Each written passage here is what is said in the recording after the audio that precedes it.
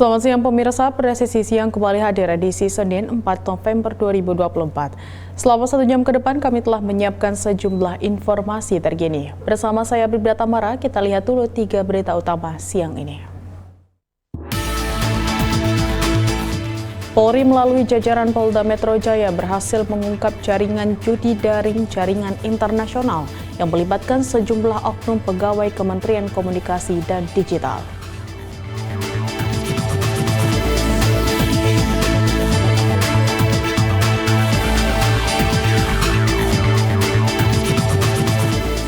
Kapolres Penajam Pasir Utara menghadiri persiapan dan pelaksanaan penyortiran dan pelipatan surat suara untuk Pilkada serentak 2024.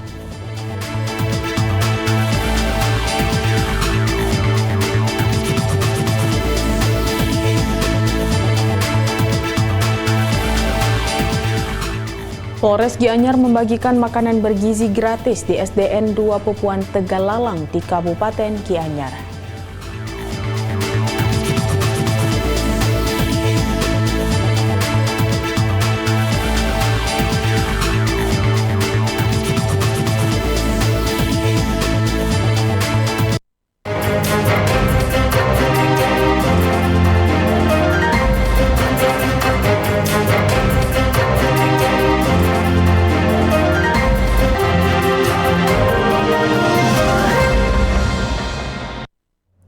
Kita ke berita pertama, Polri melalui jajaran Polda Metro Jaya berhasil mengungkap jaringan judi daring jaringan internasional yang melibatkan sejumlah oknum pegawai Kementerian Komunikasi dan Digital. Sebanyak 11 orang tersangka termasuk beberapa oknum pegawai dan staf ahli dari Komdiki berhasil diamankan. Para pelaku berhasil ditangkap di sebuah ruko di kawasan Galaksi, Kota Bekasi, Jawa Barat pada Jumat 1 November lalu. Ruko ini diketahui digunakan sebagai kantor satelit untuk operasional jaringan judi daring. Para oknum diduga menyalahgunakan wewenang dengan motif mendapatkan keuntungan pribadi melalui imbalan uang. Mereka dengan sengaja membiarkan sejumlah situs judi daring tetap beroperasi meskipun memiliki kewenangan untuk memblokirnya. Pengungkapan kasus ini menjadi bukti komitmen Polri dalam memberantas praktik perjudian daring yang merugikan masyarakat. Menurut Karopenmas Divisi Humas Polri, Brigjen Pol Truno Yudo Wisnu Andiko, kasus ini juga telah mendapatkan asistensi dari Bareskrim Polri.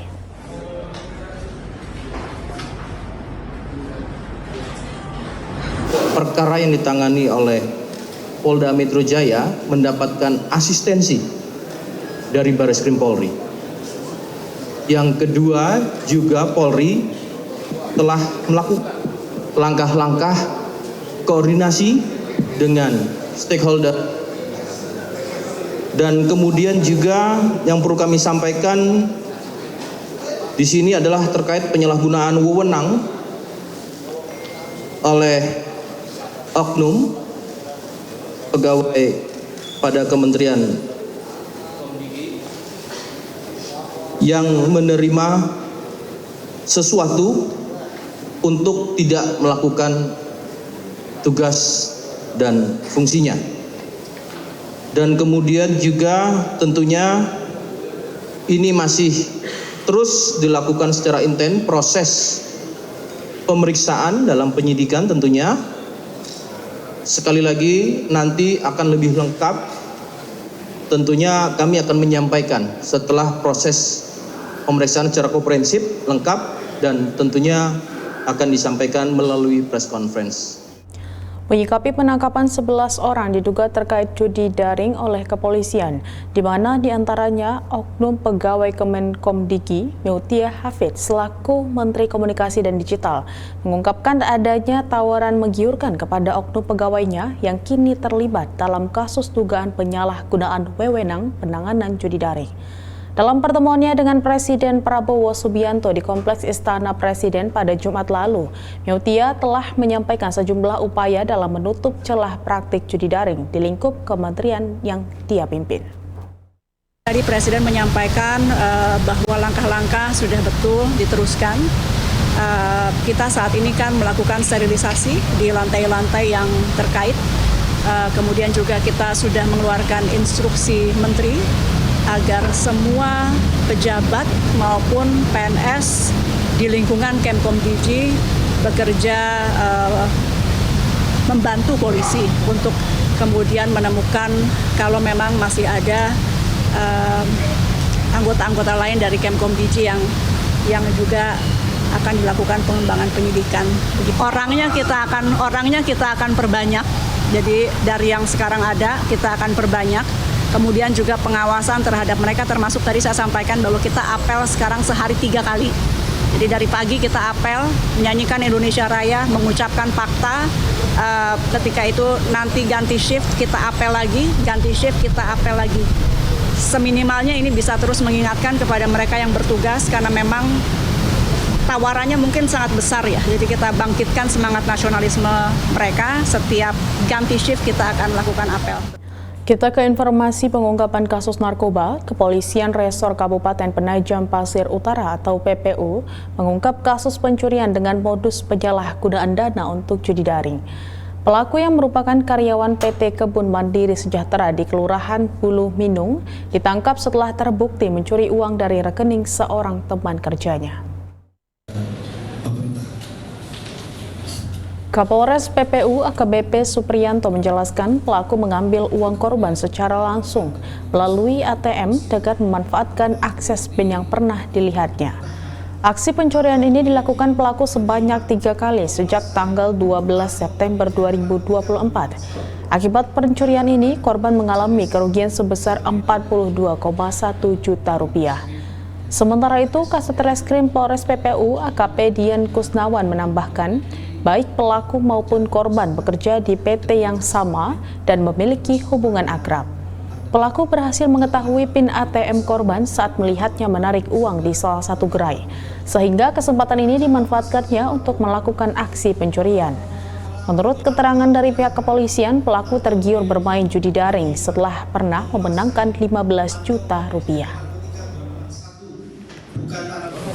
Jadi pelaku ini 3 kali pengambilan ya. Pelakunya itu 3 kali pengambilan di tanggal 12 September. Itu dia akan ngambil, ada transfer 10 juta ke depo di online. 1 ambil tunai, 1 juta maksudnya.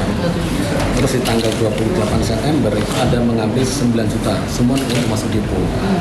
Nah, di tanggal 1 Oktober yang baru ketahui oleh korban, karena tinggal 5 juta itu jalurnya dari 48 itu ada 3 kali. 9,8 juta itu ke depo selama 2 kali. Dan totalnya ada berapa? 19.600 ya. Sama 2.500 diambil untuk tunai. Nah, diambil tunai.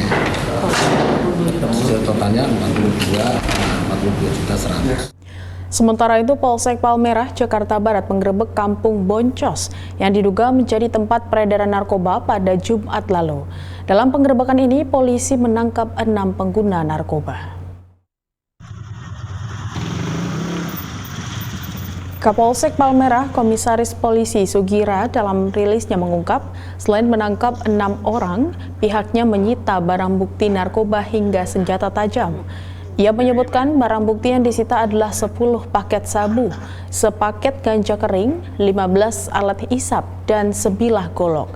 Kompol Sugira menjelaskan kegiatan penggeledahan ini merupakan upaya kesekian kalinya untuk memberantas peredaran narkoba di Kampung Boncos. Usai penggerebekan, pihaknya membakar lapak-lapak liar yang diduga sebagai tempat penggunaan maupun peredaran gelap narkoba di Kampung Boncos. Kapolsek menerangkan pihaknya berkomitmen mendukung program Presiden Prabowo Subianto dalam pemberantasan narkoba. Ini ya, foto sama ininya ya.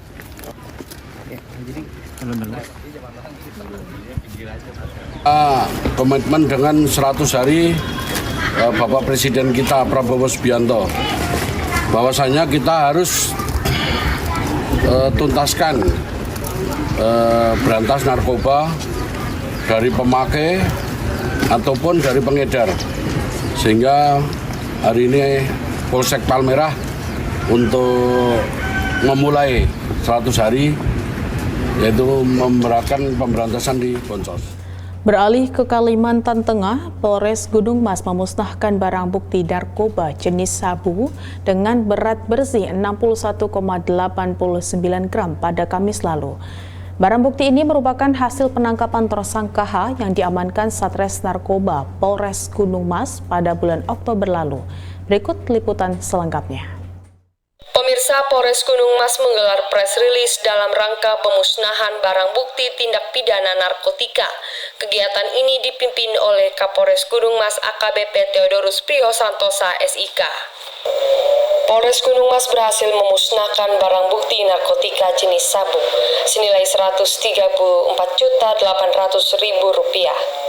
Pemusnahan barang bukti ini dipimpin langsung oleh Kapolres Gunung Mas AKBP Theodorus Priyo Santosa SIK, didampingi pejabat Bupati Gunung Mas yang diwakilkan Asisten 1 Kasat Narkoba Polres Gunung Mas Ibtu Abi Wahyu Prasetyo STRK dan unsur terkait lainnya. Barang bukti yang dimusnahkan berasal dari tersangka HG dengan berat kotor awal 67,4 gram dan berat bersih 62,64 gram.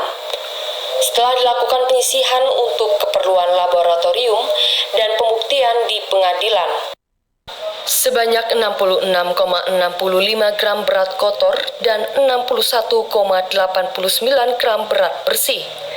Sabu dimusnahkan dengan cara dilarutkan dalam campuran air, deterjen, dan cairan pembersih. Proses pemusnahan ini disaksikan oleh tersangka HG, Panmut PN Kuala Kurun, dan Kasubseksi Penuntutan Eksaminasi Kejaksaan Negeri Gunung Mas. Dengan pemusnahan barang bukti ini, Polres Gunung Mas telah berhasil menyelamatkan kurang lebih 333 jiwa dari bahaya penyalahgunaan narkoba. Pengungkapan dan pemusnahan barang bukti ini merupakan komitmen Polres Gunung Mas dalam memberantas peredaran narkoba di wilayah hukumnya. Dalam rangka memastikan Kamtibmas, jajaran Polres Palopo bersama anggota tim gabungan bersama TNI menggelar patroli pada malam hari. Informasinya akan kami hadirkan setelah jeda berikut ini.